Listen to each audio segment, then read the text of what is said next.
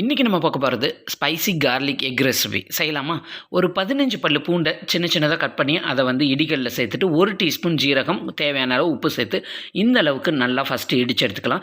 இது கூட நான் 2.5 டீஸ்பூன் அளவுக்கு காஷ்மீரி மிளகாத்தூள் சேர்த்துறேன். உங்கள் காரத்துக்கு ஏற்ற மாதிரி கூட்டி குறைச்சி சேர்த்துக்கோங்க. அதையும் இதோட சேர்த்துட்டு நல்லா இந்த மாதிரி மேஷ் பண்ணி இதை தனியாக எடுத்து வச்சுக்கலாம். இப்போ ஒரு பேனில் கொஞ்சமாக தேங்காய் எண்ணெய் எடுத்துக்கிறேன். இது கூட 2 பெரிய வெங்காயம், கொஞ்சமாக கருவேப்பிலையும் சேர்த்து வெங்காயம் பாதி அளவு வதங்கினதுக்கப்புறமா 1/4 டீஸ்பூன் மஞ்சள் தூள் சேர்த்து இதோட மிக்ஸ் பண்ணி விட்டுட்டு இப்போ நம்ம அரைச்சி வச்சிருக்க இந்த கார்லிக் பேஸ்ட்டை இதோட ஆட் பண்ணி இது கூட ஒரு 2 டேபிள் ஸ்பூன் அளவு வாட்டர் ஆட் பண்ணிவிட்டு இதை நல்லா மிக்ஸ் பண்ணி விட்டு ஒரு 2 நிமிஷம் ஆயிலில் வதங்கட்டும். அதுக்கப்புறம் ஒரு 5 முட்டையை வேச்சு எடுத்து வச்சுருக்கேன்.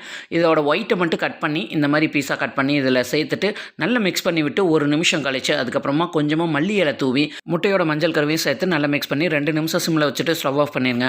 சூடான ஒயிட் ரைஸோட போட்டு இதை பெசன் சாப்பிட்டா சூப்பராக இருக்கும். சாம்பார், ரசம், தயிர் சாதம், சப்பாத்தி எல்லாத்துக்கும் சூப்பர் காம்பினேஷன். வீடியோ பிடிச்சிருந்தா சப்ஸ்கிரைப்